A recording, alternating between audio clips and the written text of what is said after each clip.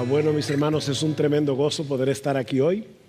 He tenido la oportunidad de estar varias veces predicando en el retiro que se hace en Jarabacoa y como decía José, ciertamente le falta su encanto el estar aquí en Santo Domingo, pero nosotros tenemos lo más importante, sea aquí en Jarabacoa, donde sea, y es que vamos a poder exponernos a la palabra de Dios.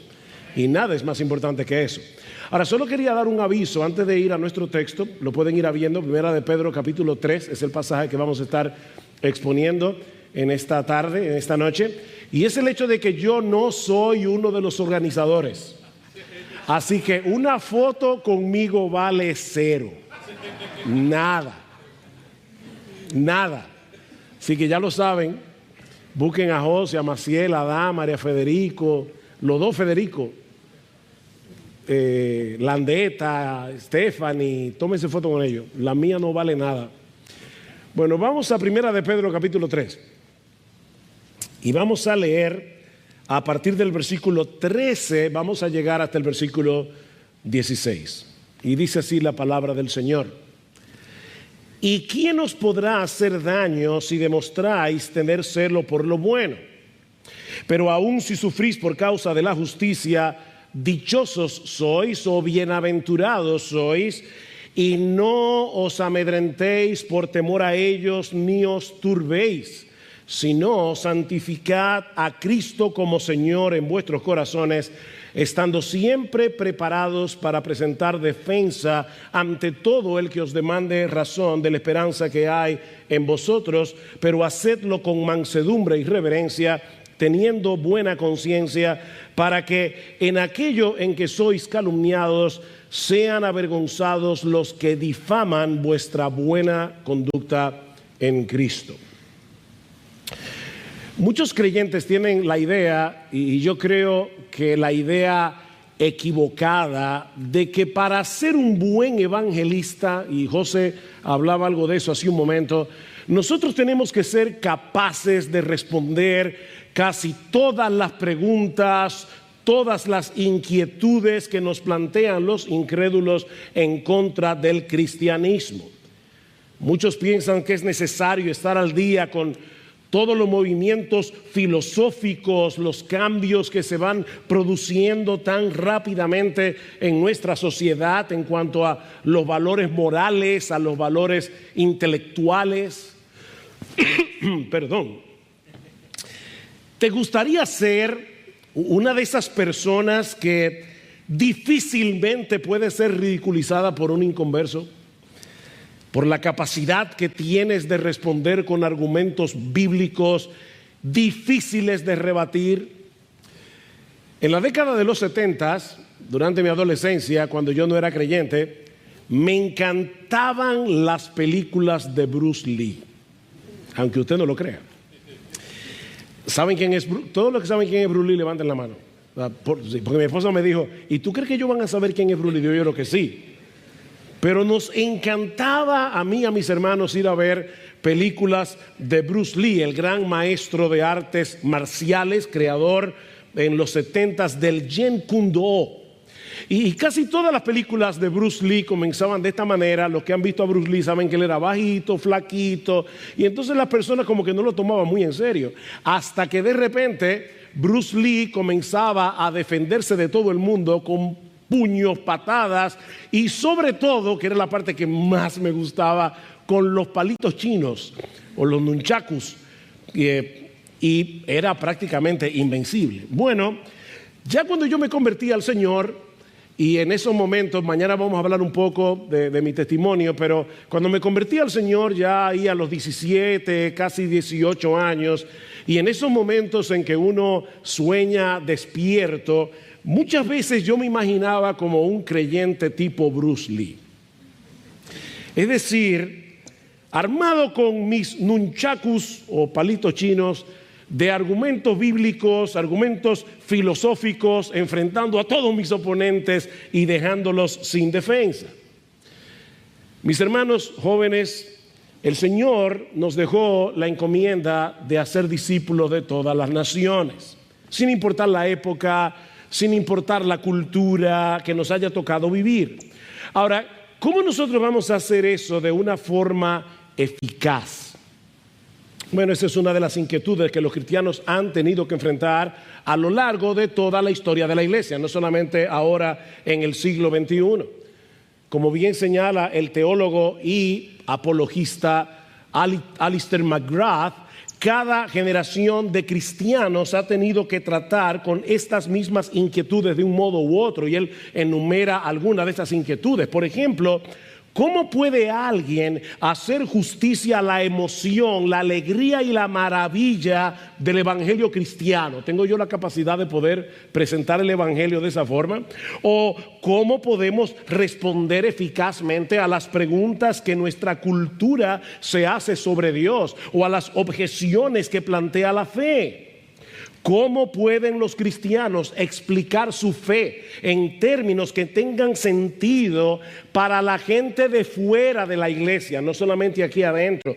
¿O cómo podemos contrarrestar los malos entendidos o las falsas representaciones de la fe cristiana? Los cristianos son machistas, o los cristianos son anti-gay, o son homofóbicos. ¿Cómo nosotros podemos en una forma eficaz enfrentar todas esas tergiversaciones? Bueno, estas son algunas de las interrogantes que vamos a estar respondiendo en este retiro, y como ya se explicó a lo largo de todo este año durante las reuniones del Ministerio de Jóvenes Adultos o el MJA. La buena noticia es que la gran comisión de nuestro Señor contiene también una promesa sumamente alentadora. ¿Cuál es esa promesa? He aquí, yo estoy con vosotros todos los días hasta el fin del mundo. Miren, a veces yo voy a estar haciendo preguntas y no son retóricas, yo espero que ustedes las respondan. Ok, he aquí yo estoy con vosotros todos los días hasta el fin del mundo. Él no nos ha dejado solos, Él no nos ha dejado sin recursos para llevar a cabo esta tarea, sino que nos ha dejado su Espíritu Santo, nos ha dejado su palabra para que nosotros podamos defender, para que nosotros podamos proclamar nuestra fe. Nosotros somos la sal de la tierra, nosotros somos la luz del mundo, dice el Señor en Mateo capítulo 5. Los cristianos estamos en el mundo para beneficio del mundo, para salar y alumbrar a un mundo que se corrompe, a un mundo que está en tinieblas. Y es en ese contexto que entra en juego la labor apologética. Esta palabra viene del griego apología.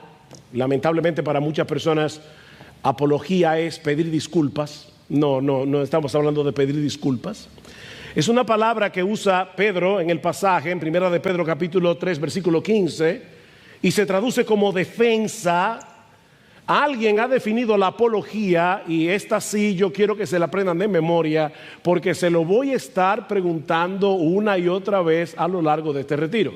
En una forma muy simple, apología es saber lo que creemos, por qué lo creemos y cómo comunicarlo de una manera eficaz. Está simple. Saber lo que creemos, por qué lo creemos y poder comunicarlo de una manera eficaz. Yo se lo pudiera complicar un poco más, pero créanme que esta definición de apologética tan sencilla nos puede ayudar a lo largo de todo este retiro. Así que ahora vamos a repetirla juntos. ¿Qué es apologética? Saber lo que creemos, por qué lo creemos y cómo comunicarlo de una manera eficaz. Y como yo espero demostrar en este día, en esta noche de hoy, que es la base de lo que estaremos viendo en todo este retiro, la verdadera apologética es una labor de amor y compasión más relacionada con el carácter y una verdadera pasión por el evangelio de Cristo que con una buena argumentación. Yo voy a repetir eso otra vez, porque yo quiero quitarles esa percepción equivocada, esa idea preconcebida de lo que es la apologética. La apologética tiene más que ver con el amor, la compasión, con el carácter, con ser una persona apasionada con el Evangelio de Jesucristo, más que, yo no estoy diciendo que no tiene argumentación, es una comparación, más que poder traer una poderosa, imposible de rebatir argumentación. De manera que el objetivo de la apologética, como bien señala otra vez Alistair McGrath, no es antagonizar, no es humillar a los que están fuera de la iglesia. Así que botan los palitos chinos. No es eso. Es ayudarles a abrir los ojos a la realidad, fiabilidad o confiabilidad y relevancia de la fe cristiana. Eso es lo que nosotros estamos llamados a hacer. Vivimos en un mundo que malinterpreta, que tergiversa nuestras creencias y que muchas veces reacciona con hostilidad al cristianismo y a los cristianos. Eso es una realidad. Lo que nos lleva de la mano a la primera enseñanza de nuestro texto, con la que vamos a sentar la base de la verdadera apologética en esta tarde, en esta noche, y es el hecho de que la apologética se lleva a cabo en un contexto de hostilidad o de cuestionamiento. La apologética se lleva a cabo en un contexto de hostilidad o de cuestionamiento. Versículo 13. ¿Y quién os podrá hacer daño si demostráis tener celo por lo bueno?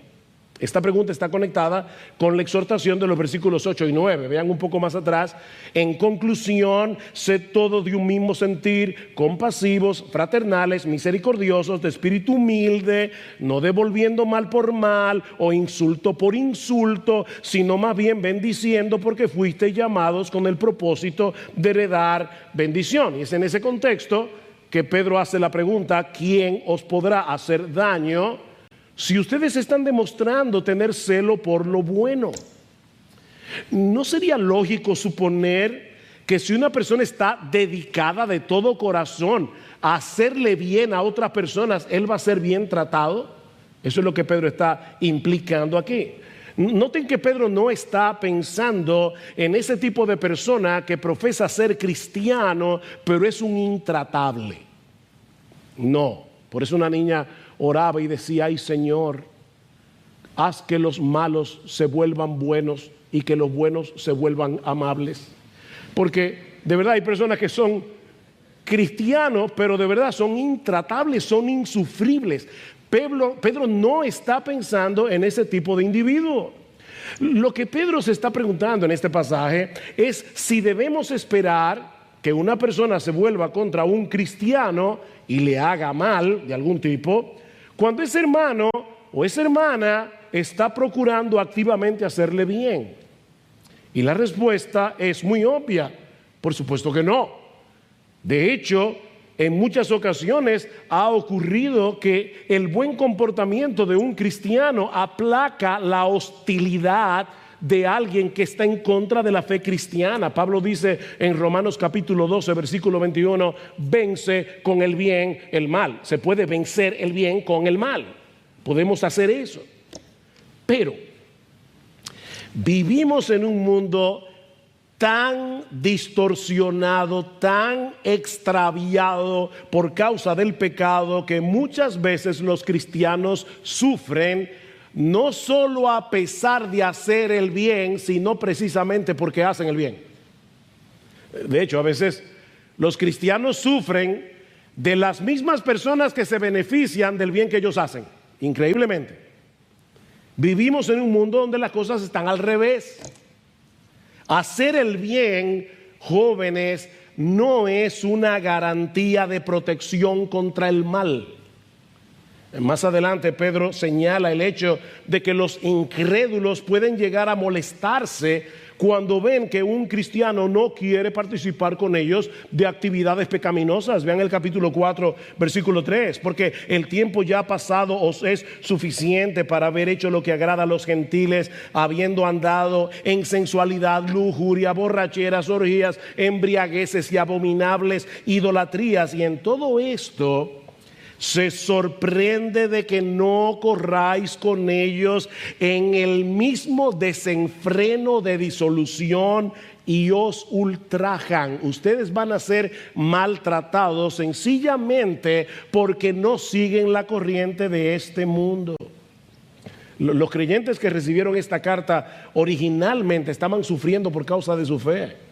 Lean el capítulo 2, ahí se habla de creyentes que estaban sufriendo de manos del gobierno. Ahí se habla de siervos que estaban sufriendo por amos que eran difíciles de soportar. En el capítulo 3 se habla de esposas cristianas que estaban sufriendo por causa de sus maridos inconversos. Ese es el contexto de estar preparados para presentar defensa de nuestra fe.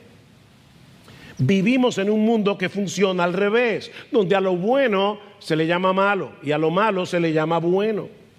Donde los cristianos vamos a tener que nadar en contra de la corriente si queremos ser coherentes con nuestra fe. Yo entré a la universidad con apenas 3 meses de ser creyente. Estaba nuevecito. Y vergonzosamente, no me estoy gloriando en esto para nada, pero yo hice mucha trampa a través de todo mi bachillerato.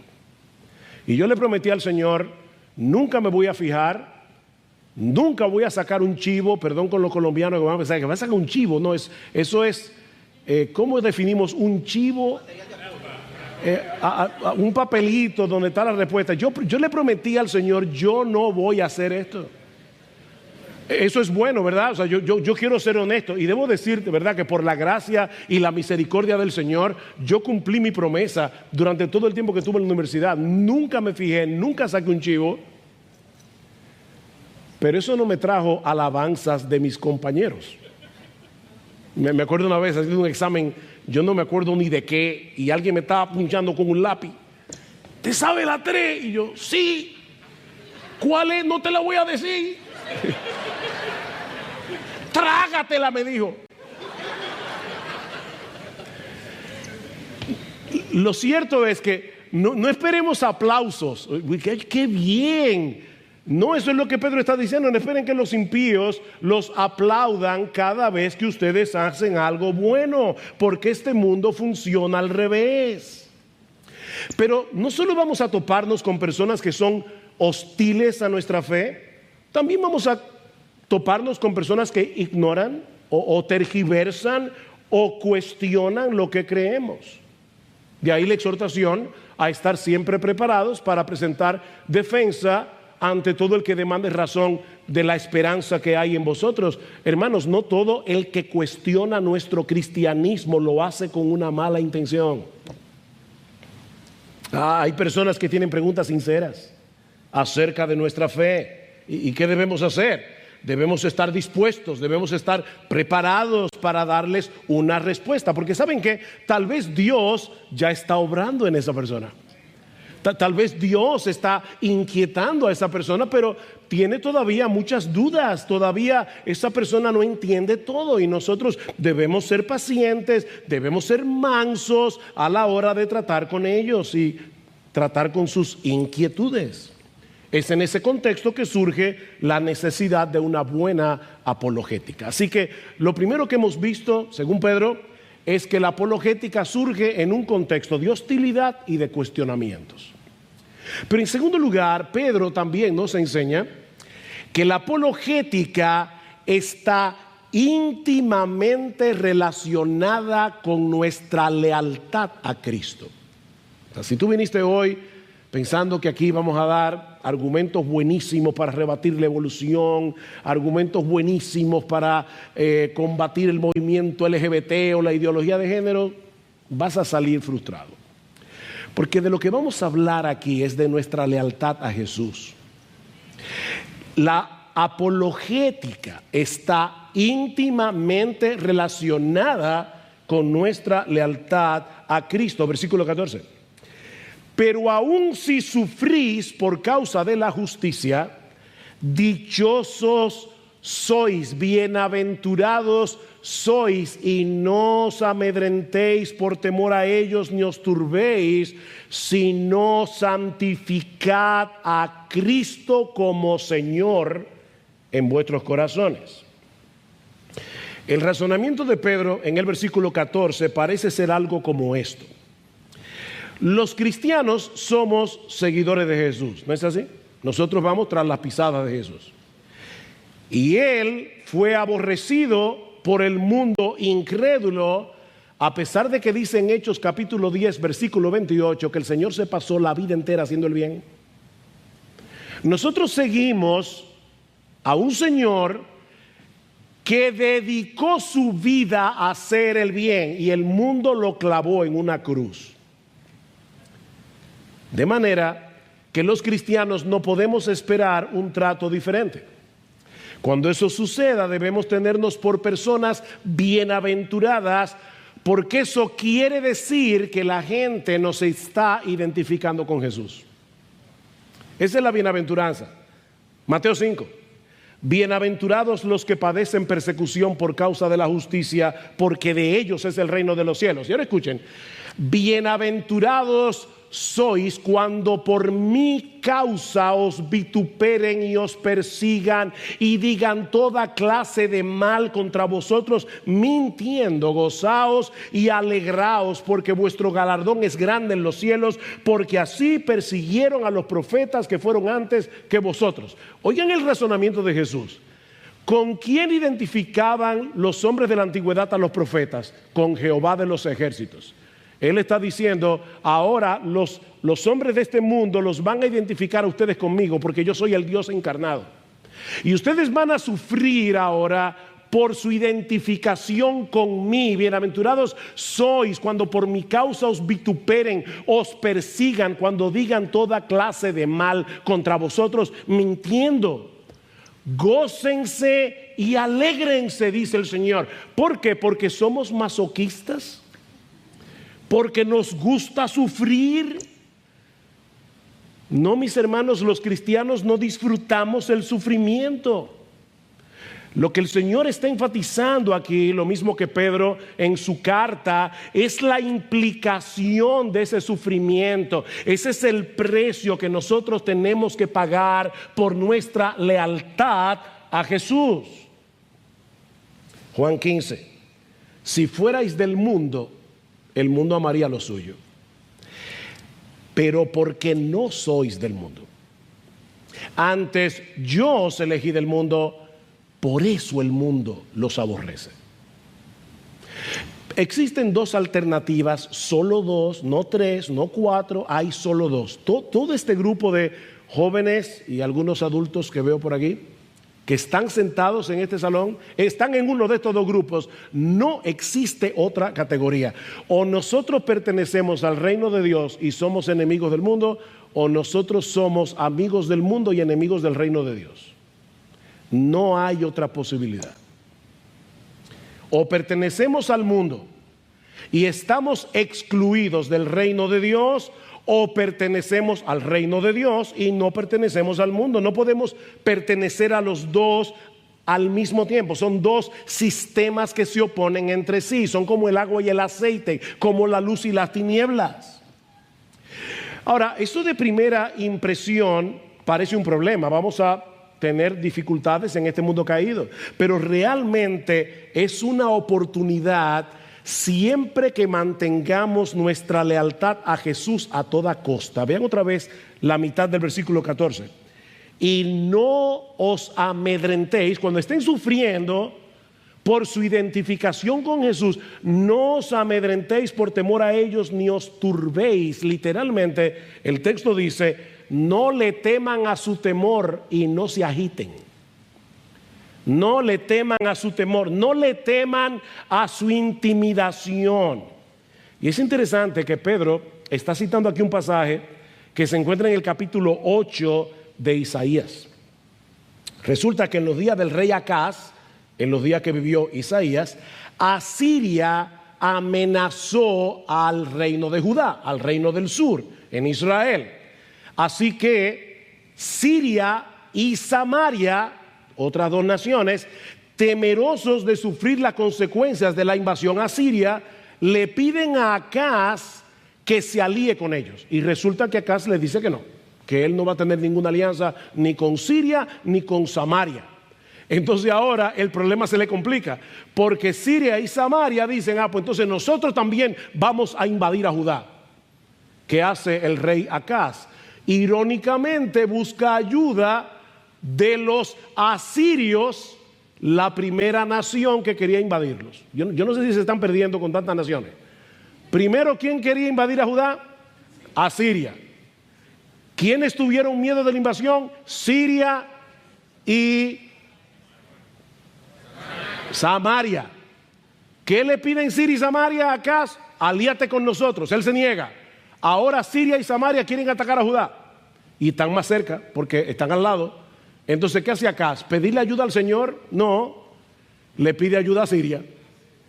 Y ahí es donde Isaías tiene que decirle, no te alíes con los paganos. ¿Sabes por qué?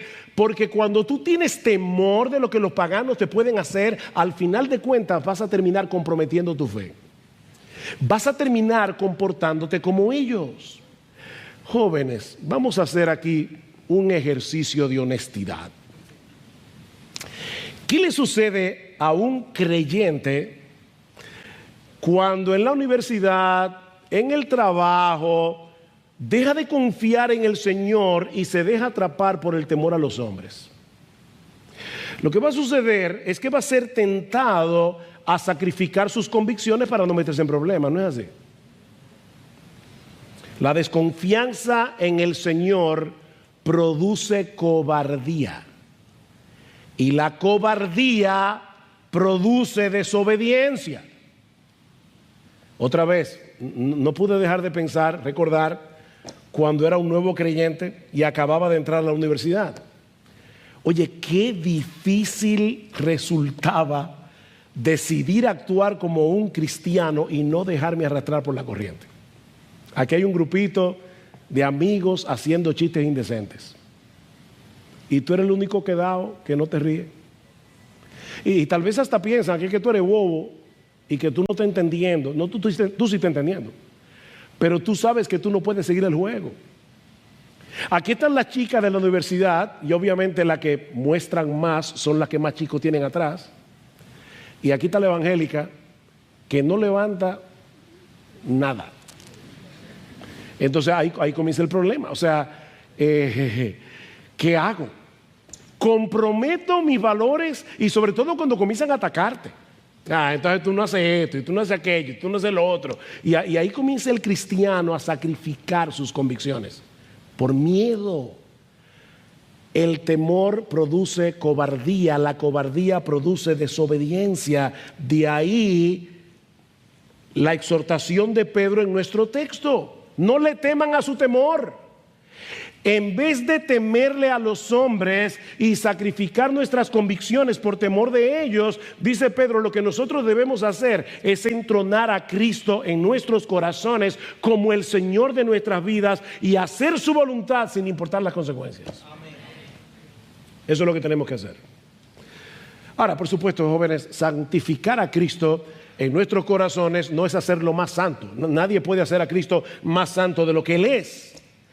Es reconocer su autoridad absoluta sobre nuestras vidas y tomar la determinación de reverenciarle a Él, de obedecerle a Él como nuestro único amo, como nuestro único dueño, como nuestro único Señor. Él es el Señor y yo no tengo otro Señor. Yo me voy a reír de lo que Él quiere que yo me ría. Yo voy a visitar los lugares que Él quiere que yo visite. Yo me voy a vestir como Él quiere que yo me vista. Es santificar a Cristo como Señor. Él es mi dueño. Eso tiene que estar muy claro para todo el que me vea. Eso es lo que Pedro está diciendo. Y no olviden, en un contexto de hostilidad, donde el problema no era que no te iban a invitar el fin de semana, sino que te podían cortar la cabeza. Y Pedro está diciendo, aún a pesar de eso, no te dejes amedrentar por el temor. Santifica al Señor en tu corazón.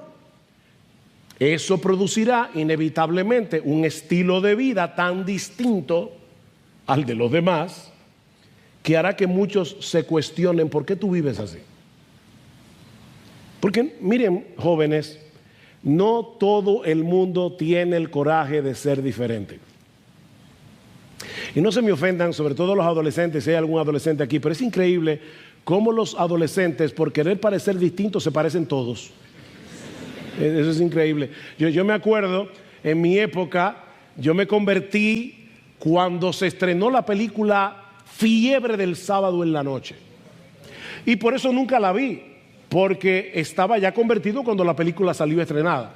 Pero lo increíble era ver a todos los jóvenes vistiéndose como John Travolta. Eso era una cosa impresionante, como si fuera una manada, o sea.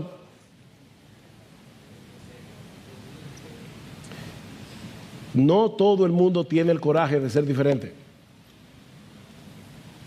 Es en ese contexto que Pedro les dice, versículo 15, estando siempre preparados para presentar defensa ante todo el que os demande razón de la esperanza que hay en vosotros. En otras palabras, Pedro está diciendo, mira, vive como tú debes vivir, como debe vivir un cristiano. Y los cristianos te van a hacer preguntas. Los impíos, los incrédulos. Vive como debe vivir un cristiano. Y yo te aseguro, dice Pedro, que los incrédulos te van a hacer preguntas. ¿Qué es lo que domina tu vida? ¿Cuál es la esperanza que te domina? ¿Por qué tú vives así? Y aunque no todos los cristianos tendrán la capacidad de responder a todas las preguntas sutiles y a todos los ataques que los incrédulos pueden levantar en contra de su fe, todos debemos estar preparados para dar una explicación lógica y coherente de lo que hemos creído. ¿Cuál es la definición de apologética? En coro. Ustedes parecen un gallinero. Díganlo en coro juntos. ¿Qué es apologética? Es saber lo que creemos, por qué lo creemos y poder comunicarlo de una manera eficaz. Te van a hacer preguntas y tú le vas a decir, ¿tú no sabes todos los argumentos en contra de todas las cosas? Pero tú puedes dar razón de la esperanza que hay en ti. ¿Se dan cuenta que la apologética es mucho más que la capacidad de argumentar? Comienza con un estilo de vida. Un estilo de vida que evidencia la realidad de que ahora tenemos un Señor que gobierna nuestra vida, que nosotros tenemos una esperanza que produce en nosotros una forma diferente de vivir. No es que nosotros somos legalistas, por favor quítense esa palabra de la cabeza. Es que de una manera natural yo voy a vivir de una forma diferente porque yo soy de otro mundo, yo soy de otro reino, yo tengo otro amo, yo tengo otro dueño y soy diferente. Por otra parte, noten, fíjense que yo no me he salido de primera de Pedro, noten que Pedro asume que todos los cristianos pueden y deben defender su fe. Pregunta: ¿quiénes son los que deben estar preparados para presentar esa defensa? Los mismos creyentes que él describe en los capítulos 1 y 2 de la carta, creyentes comunes y corrientes de Asia Menor que estaban sufriendo por ser cristianos. Ahí estaban los siervos que estaban siendo aplastados por los amos, las esposas que estaban sufriendo por sus esposos inconversos. Eran todos los creyentes del Asia Menor a quienes Pedro le dirigió su carta. Estén preparados, les dice Pedro. Jóvenes, no hay que tener un doctorado en física cuántica para defender su fe. Por favor, quítense eso de la cabeza. Tú no tienes que haber leído todos los diálogos de Platón. Sería genial que los leas. Pero para defender tu fe, tú necesitas otra cosa. Yo te voy a decir mañana qué es lo que tú necesitas. Bueno, ya te lo estoy diciendo hoy, en cierto modo, pero todavía no he ampliado el tema. El punto de partida es entender lo que hemos creído ¿Tú entiendes el Evangelio? ¿Tú entiendes lo que es el Evangelio? Mañana vamos a hablar un poco más de eso. Pero el Evangelio tiene muchísimas cosas y cuando tú tratas con un inconverso, eso lo vamos a ver mañana, tú tienes que saber qué cosa enfatizar del Evangelio conforme a la necesidad de tu oyente. Por ejemplo, hay personas que se creen muy buenas, entonces tú vas a tener que enfatizar el aspecto del pecado. Pero hay personas que se creen tan malas. Yo recuerdo cuando yo me convertí, le estaba predicando a una compañera en la facultad de arquitectura y ella me decía, es que no puede ser, a mí Dios no me puede perdonar. Entonces yo tengo que enfatizar el amor perdonador de Dios en Cristo. Es el mismo Evangelio, pero yo no siempre lo voy a presentar de la misma manera. Pero es saber lo que tú crees, saber lo que tú crees. Entiende el Evangelio, trágate este libro, apréndete de memoria Romanos 1, 2 y 3, entiende Efesios 2, 1 al 10, aprende lo que es el Evangelio. Es saber lo que hemos creído, ese es el punto de partida, pero no te quedes ahí. No solamente es entender lo que hemos creído, es amar a tu Señor. Es amar a tu Señor, es deleitarte en tu Señor, es admirar a Jesús.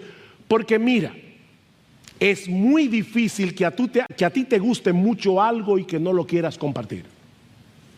Es muy difícil que algo sea extraordinario, emocionante, deleitoso para ti y que tú no lo quieras compartir. Eso no se puede. Dios no nos creó así. Ama a tu Señor, deleítate en tu Señor y vas a desear que otros lo conozcan. Debes saber lo que crees, por qué lo crees y compartirlo adecuadamente con otros. ¿Tú entiendes la enseñanza del capítulo 1 de Pedro cuando dice, bendito sea, versículo 3, el Dios y Padre de nuestro Señor Jesucristo, quien según su gran misericordia nos ha hecho nacer de nuevo a una esperanza viva mediante la resurrección de Jesucristo de entre los muertos? ¿Tú entiendes la esperanza que nosotros tenemos en Cristo? Fíjate que yo no estoy hablando de Platón, no estoy hablando de Aristóteles, no estoy hablando de René Descartes, para decirlo de una manera que suene bonito. Estoy hablando de lo que dice la Biblia. ¿Qué dice Pedro? Que el Señor Jesucristo, mediante la resurrección, nos dio una herencia incorruptible, inmaculada y que no se marchitará, reservada en los cielos para nosotros. ¿Tú entiendes la esperanza que tú tienes en Cristo? ¿Tú entiendes lo que Jesús hizo para salvarte? Lo que fue necesario. Versículo 18 del capítulo 1, sabiendo que no fuisteis redimidos de vuestra vana manera de vivir, heredada de vuestros padres, con cosas perecederas como oro o plata, sino con sangre preciosa como de un cordero sin tacha y sin mancha, la sangre de Cristo. ¿Tú recuerdas la condición en que tú te encontrabas cuando Cristo te llamó? ¿Y cuál era el rumbo que estaba cogiendo tu vida? ¿Tú te acuerdas? O lo que implica el hecho de que Él vino a darnos vida y vida en abundancia. ¡Wow! Él vino a darnos vida y vida en abundancia. ¿Todavía a ti te maravilla el hecho de que todos nuestros pecados fueron perdonados? Todos tus pecados. O sea, Dios te ve en Cristo como si tú nunca hubieras roto un plato. ¿Te maravilla eso? El hecho de que ahora nosotros disfrutamos el don de la vida eterna. Ah, sí, me encanta eso, porque una vida que no se acaba nunca. No. Eso no es la vida eterna. Y esta es la vida eterna, que te conozcan a ti, el único Dios verdadero, y a Jesucristo a quien has enviado. La vida eterna se define en la Escritura en términos de una relación, no de tiempo. Es el hecho de conocer a Dios en Cristo, es tener relación con Dios, el Padre en Cristo, por medio de su Hijo. Para los incrédulos debe ser muy evidente que nosotros tenemos un gran Salvador y que tenemos una poderosa esperanza. Una esperanza que nos permite vencer todos los obstáculos, Una esperanza que nos mueve a vivir como cristianos en medio de un mundo que es antagónico a todas nuestras convicciones. Yo me acuerdo cuando esta iglesia tenía escuela dominical por la mañana, culto por la mañana y culto por la tarde. Oye, pero ¿cómo puede ser que ustedes vayan a la iglesia mañana y noche? Y uno decía, y tú te tiras 50 episodios de Netflix en una semana. Pero fíjense, eso no es un problema. Ir a la iglesia los domingos, sí lo es. ¿Toda la semana? Sí, toda la semana. ¿Ven cómo el mundo razona las cosas? Vive como cristiano en medio de un mundo que es antagónico a nuestras convicciones. ¿Y sabe lo que eso va a pasar? Que eso provocará cuestionamientos. Eso provocará que te pregunten sobre tu fe. Y nos brindará muchas oportunidades apologéticas. Por eso yo les decía hace un momento que si bien es cierto que es un problema sufrir por la fe, a nadie le gusta sufrir, eso es también una oportunidad. Es lo que Pedro está diciendo aquí. Dios te está dando una oportunidad para ser apologética. Pero Pedro nos enseña algo más en nuestro texto y ya con esto no estoy aterrizando el avión, estoy diciendo que es mi último punto. Sí, es que, bueno, ustedes saben, cuando un predicador dice, hey, por último, la gente como que se relaja. No, espérate, yo no dije que iba a terminar. Ok. La tercera enseñanza que nosotros podemos traer en nuestro texto es que la verdadera apologética es valiente y amable a la vez. La verdadera apologética es valiente y es amable a la vez. O sea, Pedro está diciendo, en vez de amedrentarnos, en vez de llenarnos de miedo, debemos tener el coraje, la valentía de defender nuestra fe, dar una respuesta adecuada, pero debemos hacerlo de una forma adecuada. Versículo 15. Si no, santificad a Cristo como Señor en vuestros corazones, estando siempre preparados para presentar defensa ante todo el que os demande razón de la esperanza que hay en vosotros, pero hacedlo con mansedumbre y con reverencia. La palabra mansedumbre no significa debilidad, significa gentileza. Gentileza.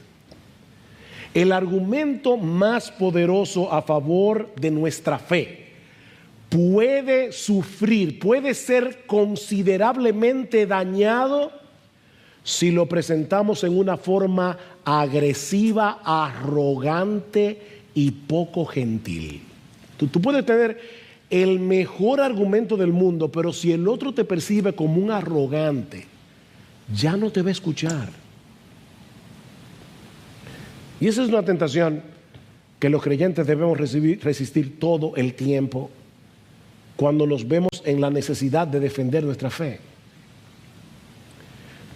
Yo no sé si a ustedes les pasa eso, pero una vez está hablando con alguien en converso y nosotros lo vemos tan claro que nos impacientamos porque el otro no lo ve. Y más sabiendo que él está poniendo en juego su alma inmortal con argumentos tan débiles. Pero recuerda que nosotros también fuimos rebeldes al Evangelio. ¿Tú no te acuerdas ya? ¿O tú saliste cristianito cuando naciste? Nosotros también éramos rebeldes al Evangelio en otro tiempo. Y Dios nos atrajo con cuerdas de amor. Jóvenes, nosotros tenemos que pedirle al Señor que nos dé palabras, que nos dé los argumentos adecuados para exponer el Evangelio. Mi esposa me recordaba, yo no me acordaba de eso, cuando estábamos en la universidad, como éramos un grupo que fue creciendo poco a poco, nosotros veíamos a uno de los nuestros predicándole a alguien y nosotros estábamos ahí, Señor, ayúdalo, dale palabras. Nosotros tenemos que depender del Señor en oración y orábamos unos por otros porque estábamos todos atentos en la universidad a ver quién le estaba predicando a quién. Tenemos que orar, pero pidámosle también que nos dé un espíritu de mansedumbre. O sea, no solo palabras, no solo argumentos, no solo respuestas. Pidamos al Señor que nos dé un espíritu de mansedumbre, de respeto, esa es la palabra reverencia, respeto hacia Dios, obviamente, y hacia ese ser humano que fue creado a la imagen de ¿quién? A la imagen de Dios. Tú respetas a Dios, respeto su imagen. Y aunque en el inconverso la imagen de Dios está distorsionada, sigue ahí. Sigue ahí. Hablando acerca de la lengua, ¿qué dice Santiago? Dice que muchas veces nos sucede que con ella bendecimos al Dios y Padre y con ella maldecimos a los hombres que están hechos a la semejanza de Dios. De una misma boca proceden bendición y maldición. Hermanos míos, eso no debe ser así. Eso no debe ser así. Me van a excusar, los miembros de IBCJ saben que yo no suelo poner muchos ejemplos personales, pero es difícil hablar de un tema como este y no hacerlo. Yo estoy recién convertido, entro a la facultad de arquitectura y tenía un profesor que era muy duro contra el evangelio.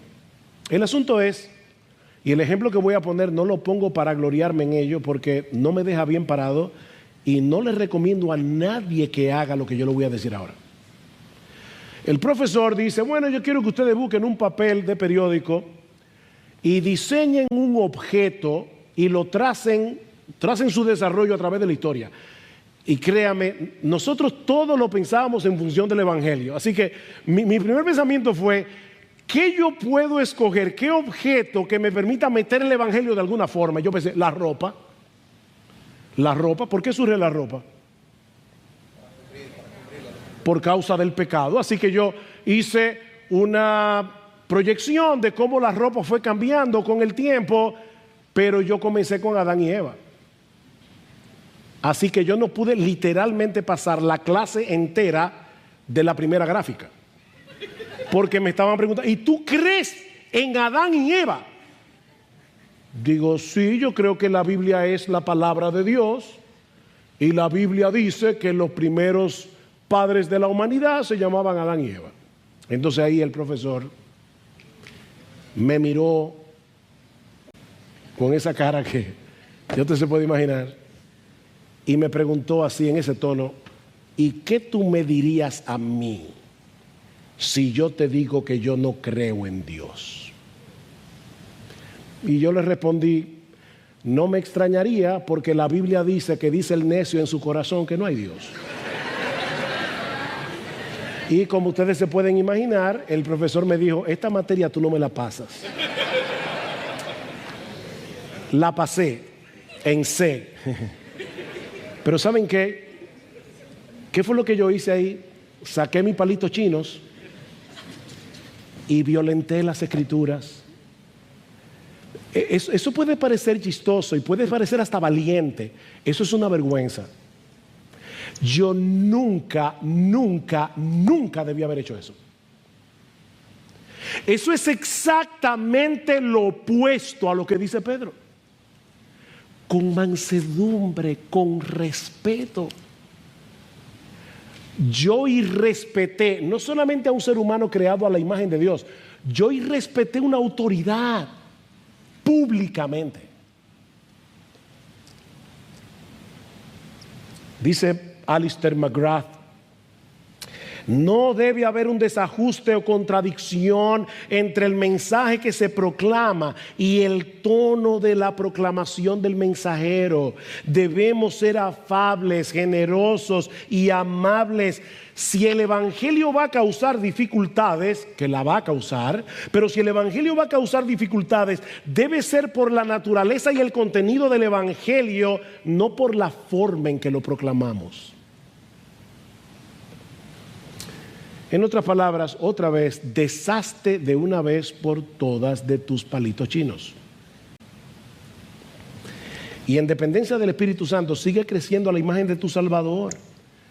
Porque tu carácter es imprescindible en tu labor apologética. Tu carácter no está divorciado de tu labor apologética. Por eso Pedro sigue diciendo, teniendo buena conciencia. Versículo 16. Para que en aquello en que sois calumniados, sean avergonzados los que difaman vuestra buena conducta en Cristo. ¿Qué es lo que hace poderoso el argumento? Tu carácter. Tu carácter. La conciencia es ese mecanismo, ¿verdad?, que Dios ha puesto en el corazón de todo hombre y que pasa juicio a cada una de nuestras acciones. Vivir con una buena conciencia no es lo mismo que vivir sin pecado, porque aquí nadie vive sin pecado. No es lo mismo que ser perfecto, pero es vivir en integridad.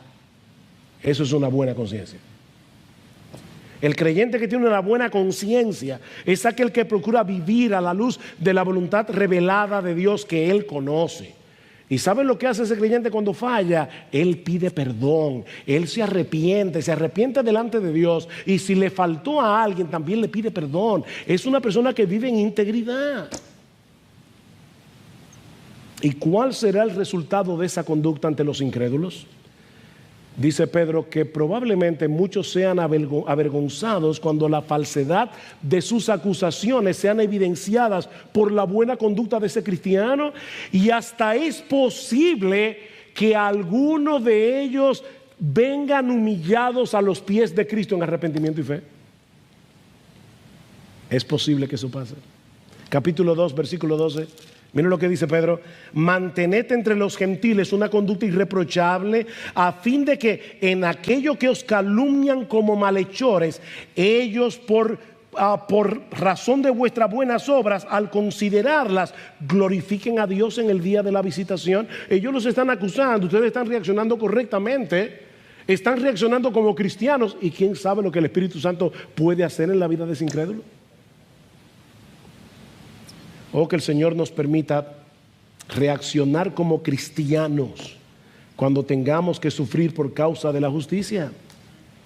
Porque de ese modo nuestra fe será fortalecida, nuestro carácter será pulido, y aún es posible que algunos sean inquietados al ver tu reacción. ¿Por qué esta persona reacciona así? Y sean movidos a cuestionar sobre la esperanza que hay en ti. Eso te brindará una excelente oportunidad de responder, de compartir con ellos el mensaje del Evangelio, que es poder de Dios para salvación, como veremos mañana, que vamos a ver en la segunda tanda, en la segunda conferencia, apologética y evangelismo. Queridos jóvenes, una de mis oraciones esta semana ha sido que el Señor de verdad traiga un avivamiento en medio nuestro. Un avivamiento. Allá afuera hay un mundo que perece en sus pecados. Gente que va camino al infierno y no lo sabe. Y nosotros tenemos una labor que hacer, una labor que tiene repercusiones eternas. Sí, pidamos al Señor que nos libre del temor a los hombres, pidamos al Señor que nos dé el coraje de entronizarlo a Él en nuestros corazones, pidamos que nos conceda la gracia y la sabiduría de dar testimonio poderoso del Evangelio con nuestras palabras y con nuestra conducta. Solo así vamos a poder ser sal y luz en medio de un mundo corrompido y en tinieblas. Pero yo no quisiera terminar sin dirigir unas palabras a aquellos que están aquí sin Cristo. Mira, joven, si tú nunca te has visto a ti mismo como una persona que merece el infierno y que tenías que arrepentirte de tus pecados y confiar únicamente en Jesucristo, tú vas camino al infierno. Yo no sé si tú naciste en una iglesia cristiana, si toda la vida has visitado una iglesia cristiana, si tú nunca te has visto como un pecador condenado, tú no eres creyente, porque Cristo vino a salvar lo que se perdió. Él no vino a sanar a los que estaban sanos, sino al que está enfermo. Mi amigo, la razón por la que el Señor nos pide que estemos preparados a los cristianos para hablar de nuestra fe es porque el mensaje del Evangelio es relevante para nuestra vida aquí ahora y para toda la eternidad. Algún día todos nosotros tendremos que presentarnos ante el tribunal de Dios, y ninguno de nosotros saldrá bien parado en ese juicio, porque todos somos pecadores, porque todos hemos violado la ley de Dios continuamente desde el día que nacimos. Y déjame decirte, mira, yo sé que tu conciencia te ha acusado de eso un montón de veces. Tu conciencia te lo ha dicho que tú eres pecador, que tú has hecho lo mal hecho. Pero has estado tratando de convencerte a ti mismo de que eso no tendrá repercusiones, de que eso no tendrá consecuencias. Pero ¿sabes lo que la Biblia dice?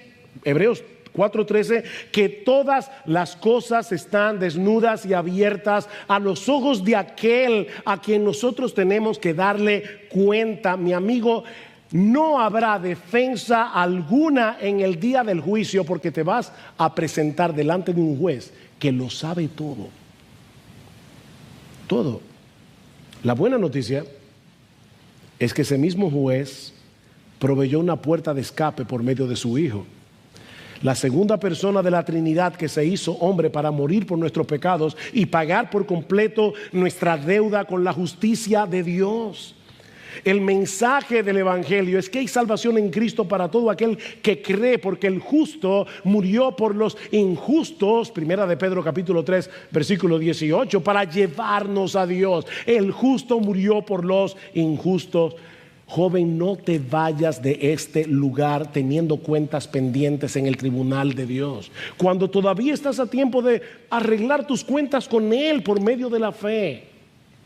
Habla con alguno de los jóvenes creyentes que están aquí, pídele que te explique lo que tú todavía no entiendes. Pero joven, no desperdicies esta oportunidad de recibir hoy como un regalo el perdón de todos tus pecados y la vida abundante que Cristo ofrece en el Evangelio, solo por gracia y solo por